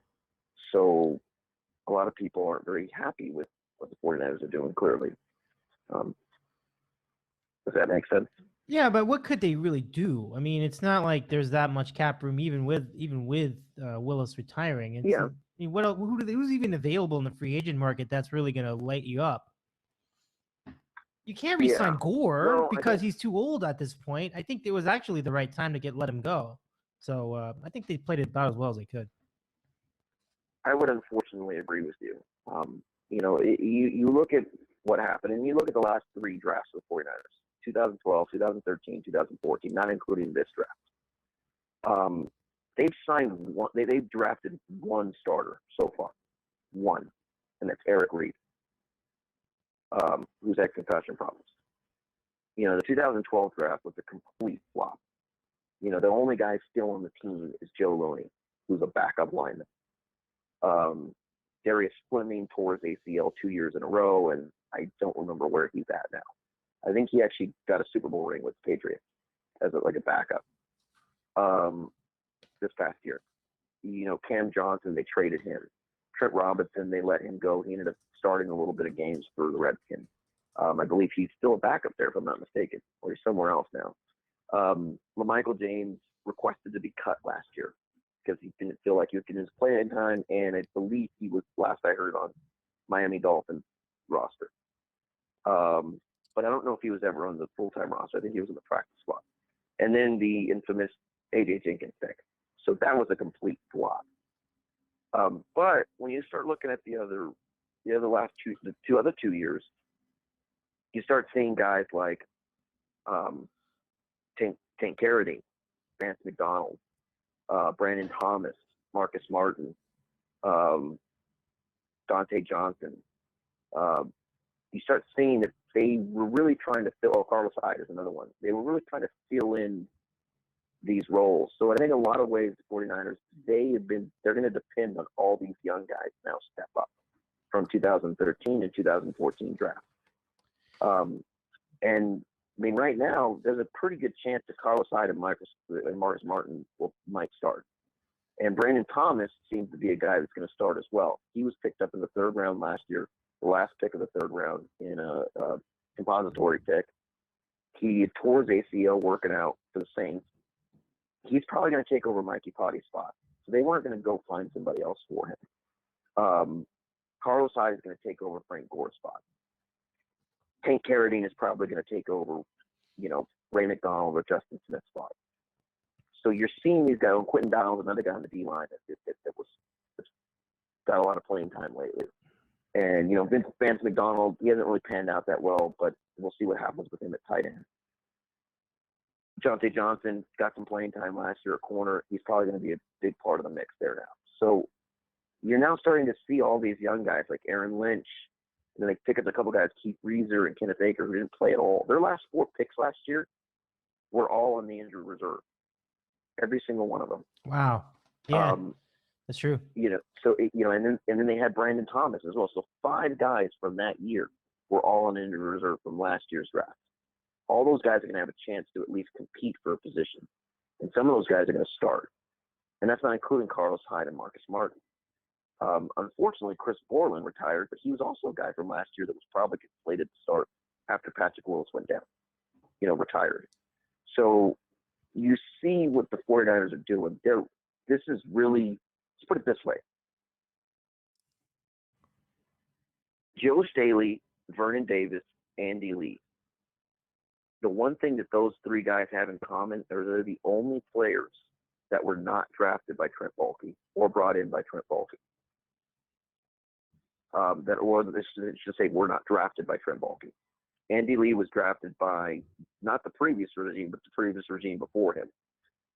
And Joe Staley and Vernon Davis were both drafted by Scott McLaughlin, who's now the Redskins GM. This is now Trent Baalke's team, is what I'm trying to say. Yep. This is his group. We're going to see how good they are, right? Yeah, because a lot of these guys are young. A lot of these guys don't have any experience. So there's a lot of question marks. I do believe this, is that there's a reason to be pessimistic with the 49ers beyond the coaching staff, but just looking at the roster. But there's also no reason to be completely pessimistic because there's a lot of question marks. There's a lot of unknowns. And just because something is unknown doesn't mean it's necessarily a bad thing. I think what's really happened here is so much has happened this offseason that, you got the Jim Harbaugh stuff going on, the hiring of Jim Tomsula, Frank Gore leaving, Patrick Willis retiring, Chris Borland retiring, Ray McDonald and his domestic violence stuff. They cut him at the end of the year last year.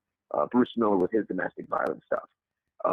You had, just all kinds of craziness happened this year that I think all of it combined looks a lot worse than what it really is.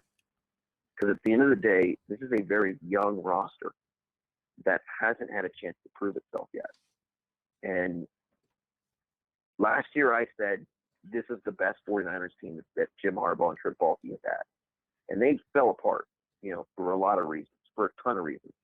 But the reason why I said that is because all of these young guys were there along with Frank Gore, along with Mike Iupati, along with Michael Crabtree, along with Justin Smith, along with Ray McDonald, along with Chris Culliver and Parrish Cox and all these guys that are now gone. All of those veteran guys that are gone, some of those guys got hurt. Some of those guys, whatever might have happened. But look who stepped up. Marcus Martin took over for Daniel Kilgore. Chris Borland took over for Patrick Willis. You look at Carlos Hyde. He played a lot when Frank Gore was hurt. And he ended up getting hurt as well. Tank Carradine, Quentin Dial, all these young guys suddenly were stepping up and having to play. They had no choice. We even saw Quentin Patton and Bruce Ellington, the two receivers that they drafted in the fourth round in back-to-back years. We saw both those guys step up at the end of the year after everybody had dropped like flies, and they were playing San Diego for nothing. So you're seeing a turnover. And so, Trip Baalke, he said, they are reloading and not rebuilding. And he's full of shit. He's been rebuilding for 3 years. He really has. He's been rebuilding for the last 3 years. And one of those drafts was a complete shit show. And the last two, there's still a lot left on the table for them to see whether they got a good team or not. Right. So I think that's really he's not completely untrue when he says that they're not rebuilding, because it's already here. They already had all these guys. For the most part, there's still some holes that they needed to fill here and there. Torrey Smith probably being the biggest one. But for the most part, they didn't need to be that aggressive in the free agency. And it does lead into the draft because they didn't need to be that aggressive and find guys that need to come help out today. Even though 49er fans feel that way, they didn't really have to do that. And it's not how Trip Baalke works. Now, look, I'm not saying that it's going to work out fine. I'm not saying that the 49ers are going to be a good football team next year. I'm on the pessimistic side. But really, I think that the demise of the 49ers, yeah, I would say that I am. For this year, though. I would say that the demise of for this year, I would say that the demise of the 49ers has been overrated. Mm-hmm. Let's put it that way. No, I agree with that. The biggest issue for me. I mean, it is going to be pretty bad, but but you're right. I mean, they still have a lot of decent players on the team. On that point, I got the over/under for the 49ers this year. It's 8.5 wins. So, do you border on the pessimistic end of that, or do you think they'll win 9 or more? Well, let me put it this way: the 49ers had a banged-up Mike Iupati, who was saying that he was still not healthy, who signed with the Arizona Cardinals and said that his fracture was still bothering him from the year before. You had Anthony Davis, who was out, and Jonathan Martin. A lot of people complained about Jonathan Martin last year as a backup right tackle.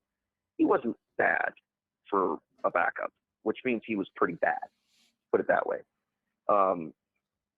He was there. Joe Staley had a terrible year. Daniel Kilgore wasn't all that much better, and Alex Boone was awful as well, even though he was better than he was the year before. 2 years ago, he was awful. Last year, he was okay. Daniel Kilgore went down. Marcus Martin took over as a rookie, and he struggled. He looked good at times, and he struggled at times. That was a mess. Colin Kaepernick, it hurt him a lot with the offensive line being banged up and pretty bad, and he was a mess. He was terrible last year, point blank. He needs to be better this year.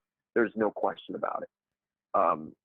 He could be the difference between them being a playoff team and them being, looking at a number 12 pick of the draft next year. Let's put it that way.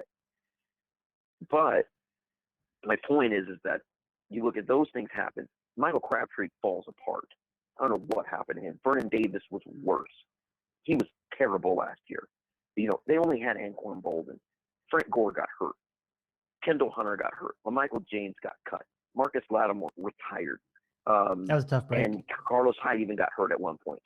You look on the defensive side of the ball. Ray McDonald was dealing with domestic violence issues that was cut eventually. Ian Williams got hurt. Glenn Dorsey got hurt. Justin Smith is old, to put it simply. Alden Smith was suspended for half the year. Patrick Willis was hurt. Navarro Bowman didn't play a down of football. Eric Reed got hurt. Every single corner, I think, was at some point hurt. Tremaine Brock barely played football last year, and he was their starter going into the year. So when you look at all of those things happening, they were an 8-8 football team. Now, one of the things that's frustrating about that is that they were probably an 8-8 football team because they had a very good defense. And the guy who coached that defense is no longer on the team. He's now in Chicago. You know, a lot of the reasons why they were terrible was because of all those injuries and because the offense was shit.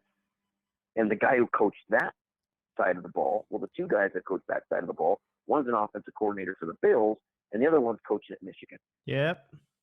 Jim Harbaugh. So my point is this. I like Jim Harbaugh. I like him a lot. I think he's a great coach. I think he deserved another year to right the ship. I think he deserved to be the head coach this upcoming season and try to get that 8-8 football team that was probably a lot better than 8-8 and all these young guys and get them to that level to where they could be back in the NFC Championship game and hopefully in the Super Bowl. And he didn't get that chance for all kinds of reasons that we may never know. So with him leaves Vic Fangio. Now you throw in Jim Tomsula and Eric Mangini and Pete Crisp, and I don't know what's going to happen. There's too many question marks to this team. There's too many unknowns. If it was just the roster wasn't unknown, fine. You got a young team. But we don't know if Jim Tomsula is going to be a good coach. Now, that doesn't necessarily mean he's going to be a bad coach, but we have no idea.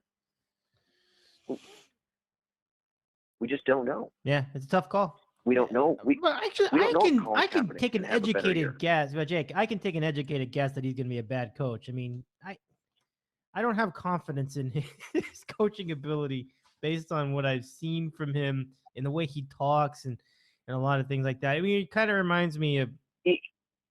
Okay, go ahead, Jake. I'm sorry. Yep, we'll go. No. Go ahead. Well, I was gonna say I'll there's remind you. this whole rah-rah element that reminds me of Mike Singletary, and I worry of that he's not gonna have the details down. You have to have details if you're gonna be a good coach. You need to get details down. Yeah. Got to be organized. There is a huge leap from being a D-line coach and jumping all the way up to head coach. Now he's had experience coaching in NFL Europe. I know, we all know that, but this is a different ball. And maybe we're all wrong, because I agree with you. Like, I mean, I like Jim Tomsula. I liked him as a D-line coach. You see some of the guys that have came out of the D-line. I mean, what's Isaac Soplaga doing lately? What's Ricky Jean Francois doing lately? Right. What's Abreu Franklin doing? Actually, I know what Abreu Franklin's doing right now. He's coaching up the D-line for the 49ers. He's a coach for the 49ers. There you go. What are those guys doing? Do I believe Ray McDonald's going to go and dominate in Chicago? Maybe, but we'll see. What are those guys doing now? So when I look at that, I know he's a good coach.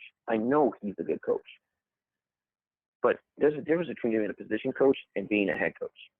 And unfortunately, we have no idea if he's good at it or not. We don't know if he understands how to work, block management. We don't know if he's going to be able to get the team prepared and do all the things, those details that you're talking about. We just don't know. When you throw in all those unknowns, and, I'm not a big fan of Eric Mangini. Pete Crisp, I think, has gotten a bad rap, but at the same time, it's not like there's any reason to like the guy either. When you throw in all that along with, trying to get Colin Kaepernick to be a good quarterback, trying to get the offensive line and all these young guys to get it all together, trying to, fill in, all the holes on defense that you now have. That's a tough job for any coach. I don't care who you are. It was going to be a tough job if Jim Harbaugh was still the coach. Now take all that into effect. Take the fact that you got a completely new group of people. And look, maybe we're all wrong, and maybe Jim Harbaugh was completely overrated, and maybe he's an asshole, or maybe the players hated him. Like Alex Boone said recently, that they got tired of him at least. I mean, not hated him, but just got tired of him. Maybe all those things are true.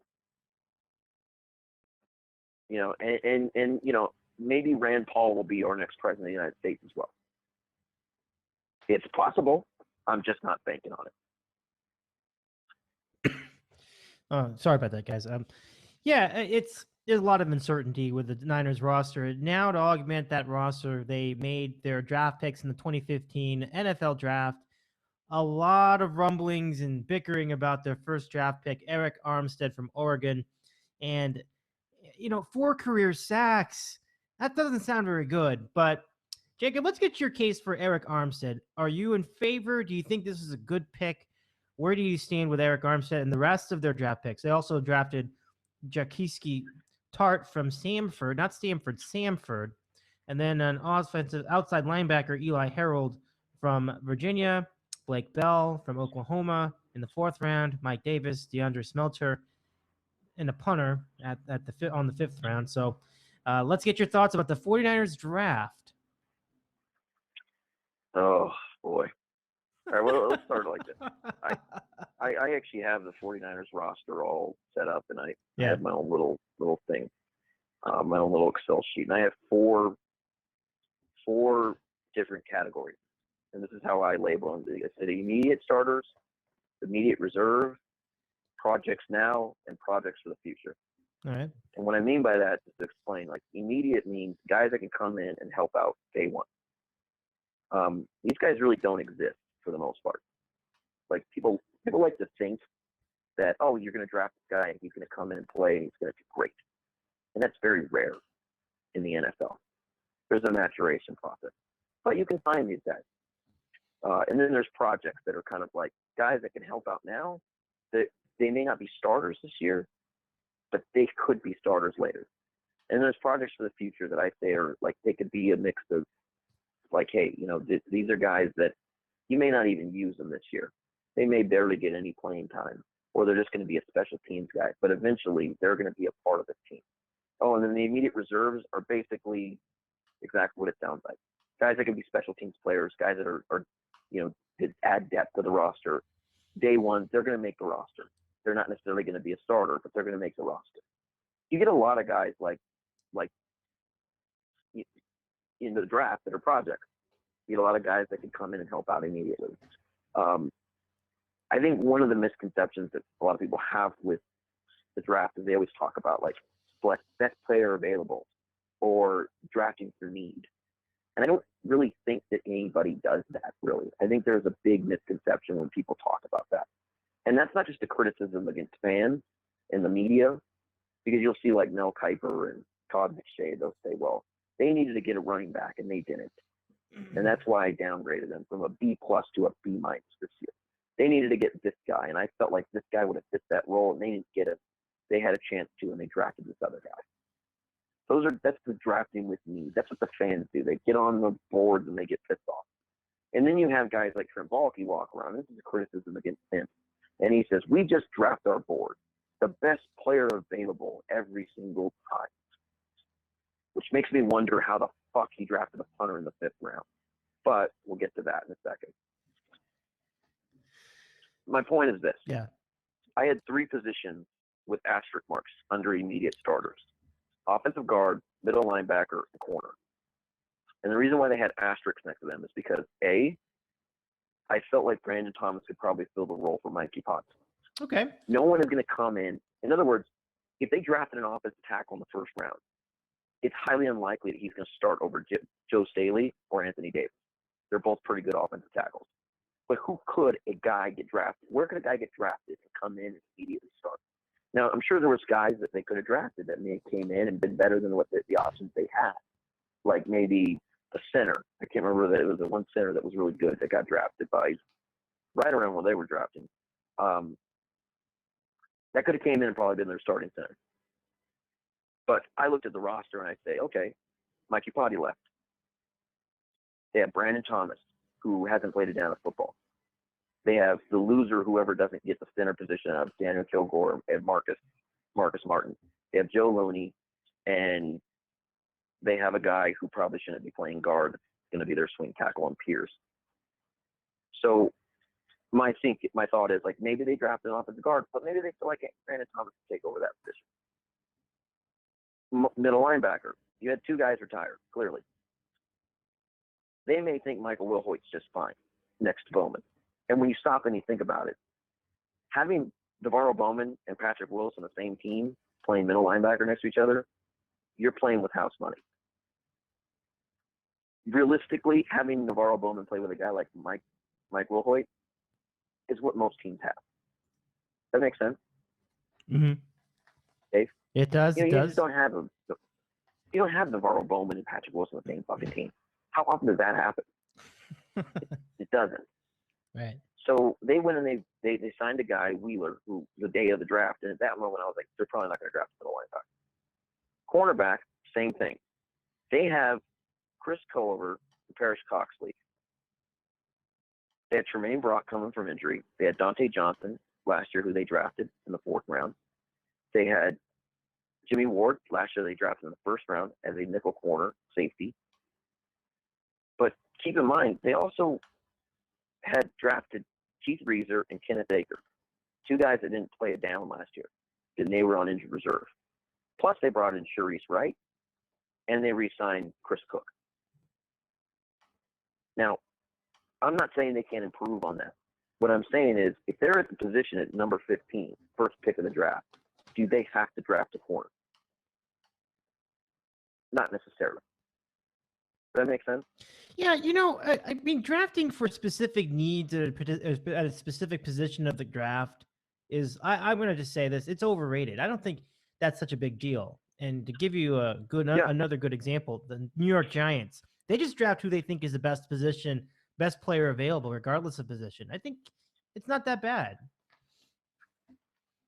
It works out in the end. I mean, I think it works out most of the time. Now, this leads into, they get up to 15. They trade back, which I thought was a great move. Trade a couple, will go back. They get some other draft picks, and San Diego gets their guy.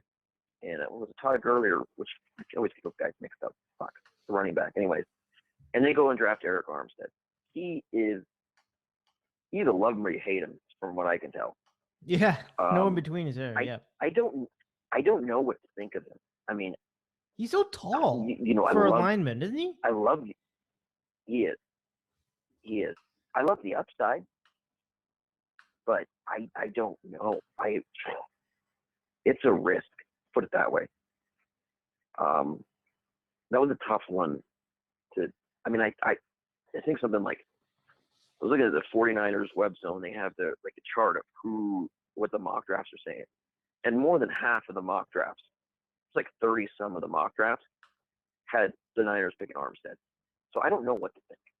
Like, clearly a lot of people thought that he was going there, and he ended up going there, which is kind of unusual for Trent Baalke, because usually he picks some random guy that nobody fucking thought was going to go there.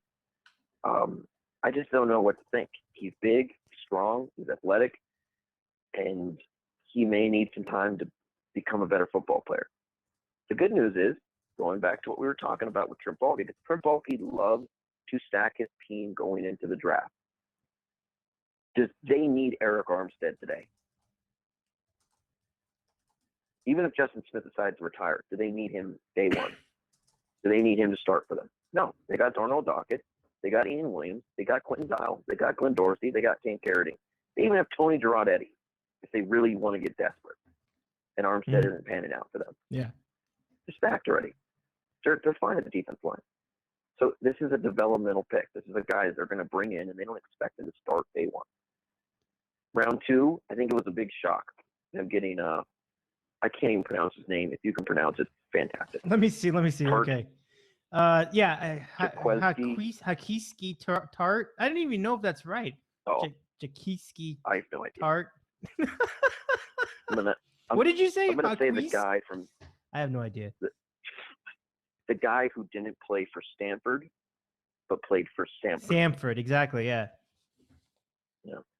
Now, the one thing about this pick that I think that a lot of people overreact to is, they just drafted 3 safeties in a row in an early round pick. They drafted Eric Reed 2 years ago, who's the starting free safety. They drafted Jimmy Ward last year, who played nickelback for them, but was a safety in college. And now they just drafted Tart. Now, one of the things I liked about Tart is he immediately said, like, I'm ready to play special teams and I'm ready to learn. I'm ready to learn from Eric Reed and Antoine Bethea. I love that. He's like, I want to get on the special team. That's what I want to do. I want to earn my keep there. Fantastic. I love it. He's big. He's strong. He's athletic. He comes up and hits. He was also guarding a lot of the slot receivers. Now, this is division, whatever the fuck it was in, whatever Sanford's in. There's not a lot of film on him. And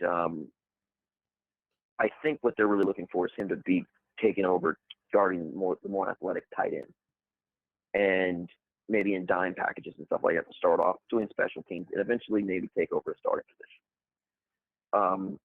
And I think also when you see, like, a lot of people thought he was going to go third or fourth round. I think a lot of it had to do with the fact that guys like Mike Mayock and those kind of dudes, like, they don't really get to watch a guy like this. There's just not a lot of film on it. Whereas the 49ers and other teams probably were able to do a lot more. So he might have been higher on people's drafts than people realize. So I did end up I do like that pick. I think he needs to learn a little bit more how to cover. I think he kind of gets lost sometimes, but he doesn't have to start. Again, he doesn't have to start. You have Eric Reed and Antoine Bethea. So pretty excited about that. Mm-hmm. I love the Eli Harold pick in the third round. I thought this was a fantastic pick. Alden Smith, he's on the last year of his contract. They don't know whether they're going to re-sign him. You know, we talked about Brooks and how he's a cap casualty possibly next year, going pretty much any time. He just got, he got his name put into a lawsuit for domestic violence connected to the Ray McDonald incident. So, yeah, that came out today. So we don't know where that's at. And you can never have too many pass rushers, in my opinion. So they got Eric Lynch. They got those two other guys. They got Corey Lemon. I always call him Lemonhead because I can never pronounce his name properly. But Eli Harold was a guy that I think should not have dropped to the third round. And again, he doesn't have to start. They don't need him today. So he can develop. He can do maybe even similar to what they did with Alden Smith. Alden Smith didn't come in and start for the 49ers his first year. It was Perry Harrelson and Ahmed Brooks. And Alden Smith still got like 14 sacks. Now, Alden Smith is better than Eli Harold. Let's put it that way, period. I don't think there was any debate about that. The point is that they didn't need Alden Smith day one. Now, in the next year, they traded for Reese Harrelson, and Alden Smith was a starter. And I think you can now do that with Harold. A lot of snaps are going to have to go around, but it's workable. Totally doable. Round 4, they had several picks. I think 4 fourth-round picks. I'm not actually looking at it. Yeah, there are 3 of them that they made. Draft. And the first of those was tight end Blake Bell. I remember Blake Bell a little bit from Oklahoma. What are your thoughts on him? He's big. He's learning the position. Yep. So again, we're going back to looking at where we're looking at. Vernon Davis may not be with the team next year. Vance McDonald hasn't really panned out. After that, they got Brent Selleck, Derek Carricker. I can't remember the guy named Cleveland.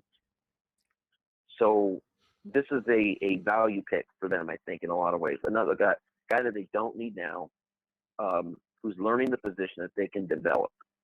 And he looks like he could be a big-time red zone threat. We'll see. I mean, I don't know. In the 4th round, I don't know. I like the pick. Keep in mind, though, the 49ers now have 8 tight ends on their roster as of today. 8. Because they drafted 2 tight ends in this draft. One of them was Blake Bell. It's an unbelievable number. Yeah. Now, granted, it's 90-man roster. They drafted 2 of them, right? Issue. Yeah, right. They drafted a 7th rounder. Yeah. Then they had Mike Davis. I don't remember who came first, but I think his name's Mike Davis, the running back. South Carolina guy. I didn't really get to see him play. You might have saw him play. I don't know what to think of him, to be honest with you. I don't have much to say. They need depth at running back. They got Carlos Hyde, Reggie Bush, Kendall Hunter. And Reggie Bush and Kendall Hunter are both on 1-year deals. And then they have a guy from Australia. So, it's depth. We'll see what happens. The other 4th-round pick might be my favorite pick of the draft for them. And that was Smelter. Yeah. Georgia Tech receiver. Yep. I got to see a Georgia Tech game, just here and there. I didn't really pay it that much attention. I don't remember who they were playing. It was probably Georgia, I think. I think that's who it was. Was he playing in that game? I don't remember. Anyways, there was 2 receivers for them, and he was clearly the better of the 2. I love this pick. Old baseball player, too. He used to be a baseball player, tore his shoulder or hurt his shoulder, and he decided to try out football instead. I absolutely love this pick. I think he's going to be really good. Big hands, great athlete. And one of the things I love about him is the dude can block like nobody's business. He will come up and knock people blocking-wise. He's a willing blocker, and I love that about a receiver. I absolutely love that. He probably won't start because he tore his ACL, so he's probably going to start the season on injury reserve. Again, they don't need him. They got Anquan Bolden. They got Torrey Smith. They got Jerome Simpson, who's It's a good pickup, by the way. and then they got Bruce Owens and David Patton. It's not bad. We'll see what happens. So they got those 5 guys. They don't need to have a guy come in day one and be a starter for them. They didn't need to reach for a first-round pick in a receiver, in my opinion. And then if the guy doesn't pan out like A.J. Jenkins, they're fucked all over. Smelter, I think, was a great pick. I really like this pick. This is going back to one of those things where a lot of the fans wanted a receiver. They didn't get one to the 4th round, and I think they got a very good one who may not contribute much this year, but I think has a real big future. And he may be able to take over Anquan Bolden's spot when he leaves, because Torrey Smith's here for a while, apparently, and Anquan Bolden isn't getting any younger. Put it that way. So I did like that pick a lot. This is where I start to lose it. Oh, boy. I do not understand drafting a punter in the 5th round at all. They have Andy Lee. I know he's expensive. I can see the argument for the idea that Andy Lee is I think the highest paid punter or the 2nd highest paid punter. They've spent a lot of cap on kickers and punters with Phil Dawson and Andy Lee and David Akers before Phil Dawson. So I kind of get the idea of wanting to go younger. Andy Lee still has a lot of good years left in him. He's only going to get pricier, and I get that. But they draft him, and what does Balky say? Well, we just take the best player on our board. And I just can't imagine that. Like, maybe you think he's a 5th-round pick. Maybe that's your case. But I feel like in this case, you can go, you know what? Let's wait till the 6th. If we lose a punter, if somebody drafts him between now and our next 6th-round pick, that's okay. We still have Andy Lee. Do you really need another guy to compete with Andy Lee? I don't like this pick. And this is where best player on the board is bullshit. He may be a 5th-round grade for you, and you may think the world of him. And you know what? Maybe he turns into the next Shane Leckler. He isn't worth a 5th-round pick because he's a goddamn punter. It's the same reason why Jameis Winston, who doesn't deserve to be the number 1 pick in the draft, is the number 1 pick in the draft. Because value. He's worth it for the first pick if he's your franchise quarterback. A punter is not worth a 6th-round pick. Maybe a 6th. 6th is the furthest lowest I go for a punter or a kicker for that matter. I don't like it, Dave. I don't like it at all, and I don't give a shit what Balky says about best player available. That's a bullshit pick. That's a bullshit excuse. Now I'm going to calm down. Yeah, I mean, look, I mean, it is a 5th round. I mean, it's not the end of the world, but I mean, I agree in the sense that drafting a punter that in the draft anywhere that high, kind of ridiculous. Why would you even have to draft a punter in the first place? Like, couldn't you just pick up a guy? They have Andy Lee. They have one of the best punters in football. Right. You mentioned that already. It's a very good point. I don't know. So I don't like it. Yeah, I don't like it at all. I completely agree. I feel like you're wasting a pick by going with a punter in the draft, especially if you're solid. I feel like there was probably, I think there might have been someone in that. And then I know there was other guys available that they could have drafted that may be able to make the roster, be a special teams guy, have depth. And in the 5th round, I think that's good value. I just don't think it's good value to get a punter. Even if he's a 5th-round grade and you think he's better than everybody else on your board, he's a punter. He's a fucking punter. And I'm not saying the special teams isn't important. He's a goddamn fucking punter. So let's move on before I get too angry. Next, they picked Silberman. I don't know who the fuck this guy is. Okay. He didn't look good. Boston College stinks, so I have no whatever. comment on him. Yeah, next. When you start getting down this far, I don't know. You start looking at, again, like more value picks. The guy that they picked up Brown, he's big. He's huge. The biggest guy in the draft. He's like 6'6" and weighs like 350, and he lost weight. He lost like 30 pounds before the draft. So he's huge. I don't know if he's going to make the team, but it's kind of an intriguing pick. I can dig it. And then they picked up another tight end in the Right. seventh. I like his name Anderson. though, Roy Busta Anderson. Yeah, he's one of those guys that really athletic. Again, probably going to start at injured reserve, so I'm totally cool with that. You know, they can keep him around, and next year he'll get his shot. And he's very athletic, not more experienced than Bell, but you know he could be definitely a dude that sits behind a guy like Vernon Davis and learns from him because he's got that kind of speed. So we'll see. I mean, I think it's a good value pick. I don't really mind that kind of stuff. So just to go back to what I was talking about. Mm-hmm. So when I listed the starters, reserves, projects, all that stuff, when I looked down, like, again, they didn't draft anybody who's an offensive guard, middle linebacker, or corner that's going to come in and start today. As far as reserves, I had quarterback, again, middle linebacker, and cornerback. I forgot to take off middle linebacker because they did go pick up that Wheeler guy from the Dolphins, who actually used to play for the Raiders under defensive or the linebacker coach that is on the 49ers now, who used to be the D coordinator for the Raiders. They didn't get anybody at corner. And again, like this was, I had asterisk marks next to all those guys. The reason why I didn't ask about the quarterback was basically, do they need another quarterback? Or are they just going to just stick with two guys? Because remember, they don't have Jim Harbaugh anymore, so I don't know. Then I had free safety and safety because all they have is Craig Dahl, who's terrible. I don't know if you remember who Craig Dahl is, but he's terrible. Still is out there. And they drafted a guy in the second round who's now probably going to be an immediate backup for the safety. And with Eric Reed's concussion and Antoine Bethay's age, I think it's good. Projects now, D-line, first-round pick. Eric Armstead. I don't know if it's going to work out. I don't know if anybody knows it's going to work out. But, hey, it's a project. And he was first-round pick, and he's a D-line. I also had wide receiver here where they really didn't get anybody. But then I said project future. I had a running back. I had wide receiver. I had tight end. I had outside linebacker. And again, I had free safety and safety, kind of duplicates, so kind of the same thing. And they picked up all of that. The only guys that I had missing here, strangely enough, is middle linebacker and kicker. Because Phil Dawson's old and he's in his last year. They haven't even picked up a kicker because apparently this punter kid can kick a football too. So they're going to probably have him be a leg arm as well. I don't know what's going to happen with that. So in a lot of ways, when you start looking at what I'm seeing, Trent Baalke drafted for potential. He drafted guys that he felt are going to be better football players, maybe not today, but in 2 years, but in 3 years.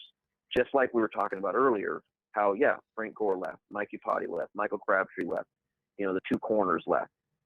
All those guys end up leading, all the D-line, Ray McDonald, Justin Smith, possible retirement. But you see all these young guys now are going to have an opportunity to step up and play.